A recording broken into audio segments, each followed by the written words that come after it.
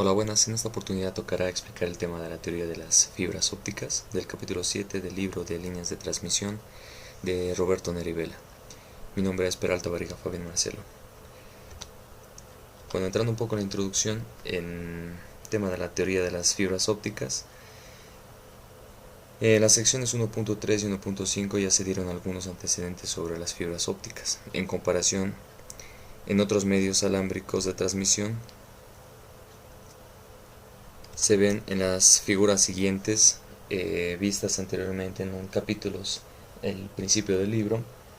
La imagen se muestra el uso actual de los principales sistemas alámbricos por rangos de frecuencias, donde se puede observar la fibra óptica en esta parte de aquí. Y en la siguiente imagen se muestra la curva aproximada de atenuación y ventanas de operación de las fibras ópticas. Algunas fibras comerciales tienen atenuaciones menores. Y bueno, la siguiente figura que se muestra es la vista transversal de las líneas de un campo eléctrico del modo dominante y de los tres modos superiores siguientes en una fibra óptica de salto de índice.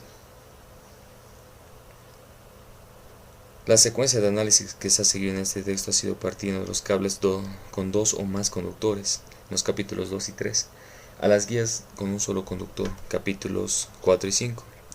Ahora en este capítulo le toca el turno a las líneas que no tienen ningún conductor, por lo que se refiere a las propiedades de transmisión.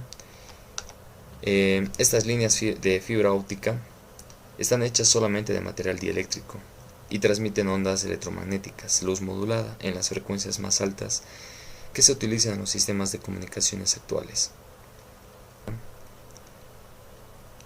Se ilustran en forma muy aproximada los rangos de operación de cables metálicos, las guías de onda y las fibras ópticas. Como se puede observar, la propagación de las ondas electromagnéticas de la luz modulada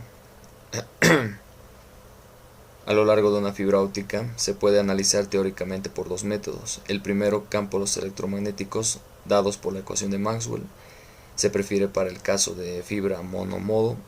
Este mismo método también se puede emplearse para estudiar las fibras multimodo, pero se complica mucho matemáticamente y por ello en este caso se procura emplear la segunda técnica, óptica geométrica o radial, misma que simplifica el análisis y ofrece una imagen intuitiva de cómo se reflejan y refractan los rayos de luz en su avance a lo largo de la fibra. Como se muestra en la imagen, la ilustración aproximada y comparativa de los rangos de frecuencia, capacidad de transmisión y métodos matemáticos de análisis de los cables metálicos y las guías de onda y las fibras ópticas. A las fibras ópticas también se les llama guías dieléctricas de ondas. A diferencia de las guías metálicas o huecas estudiadas en el capítulo 4, las estructuras hechas con material dieléctrico también pueden guiar ondas electromagnéticas a diversas frecuencias. Sin embargo, en el rango de las microondas, por ejemplo, las bafas dieléctricas emplean como antenas y no como líneas, en el cual se ve una barra dieléctrica que analiza matemáticamente la misma forma que una fibra óptica de índice escalonado, solo que su revestimiento generalmente es el aire. La permeabilidad del vacío, conforme a la frecuencia se incrementa a valores ópticos. Las pérdidas de las guías metálicas son demasiadas elevadas y las dimensiones de su sección transversal, en caso de querer fabricar, serían extremadamente pequeñas y pues deberían ser comparables a la longitud de onda. En cambio, las guías dieléctricas presentan pocas pérdidas según el tipo de fibra y se pueden emplear eficazmente para transmitir a frecuencias ópticas.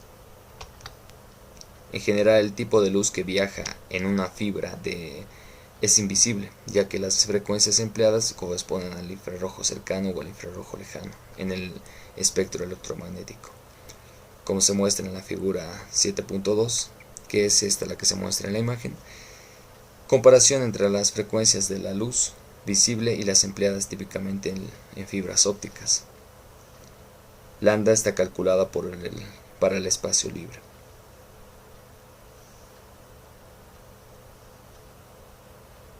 Estas frecuencias usadas para transmitir luz por fibra óptica son 1 o 2 veces más bajas que las frecuencias visibles. En la sección 7.3 se procederá a resolver las ecuaciones de Maxwell para obtener campos electromagnéticos en una fibra de índice escalonado, pero antes conviene estudiar algunas características básicas de las fibras y los cables formados con ellas. Se va a ver el tipo de fibras y cables ópticos.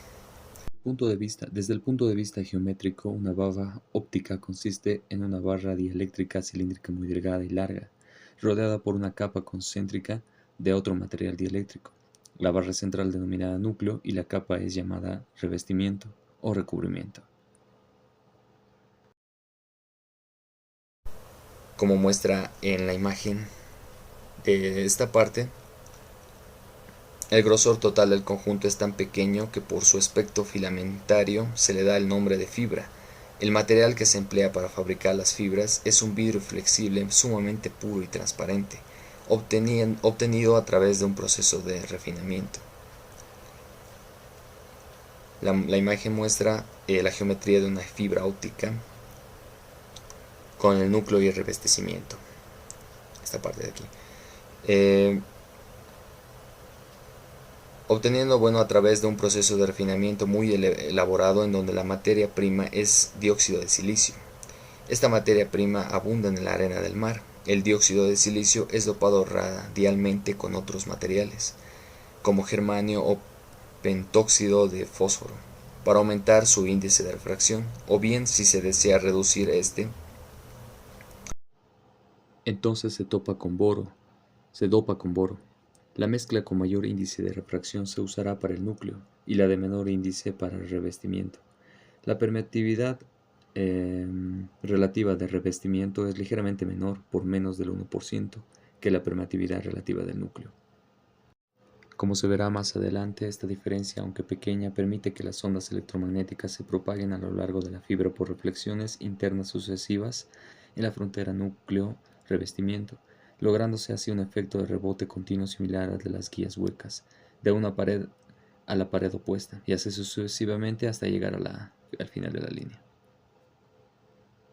La siguiente figura que se muestra aquí en esta parte muestra el principio básico de propagación de luz en una fibra óptica.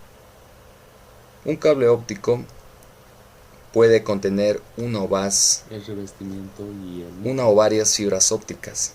En la figura que se muestra en esta parte de aquí, se muestra un ejemplo de arreglo óptico con 6 fibras. Las fibras son rodeadas por una o varias capas protectoras de plástico compactos, y en el interior puede haber conductores de cobre empleados para darle energía eléctrica a los equipos repetidores que se necesiten a lo largo de todo el enlace. El cable óptico con 6 fibras ópticas, como se muestra en esta parte de aquí, la fibra óptica es refuerzo de acero, conductor de cobre aislado y la capa protectora. Estos conductores de cobre también pueden servir como una línea o prueba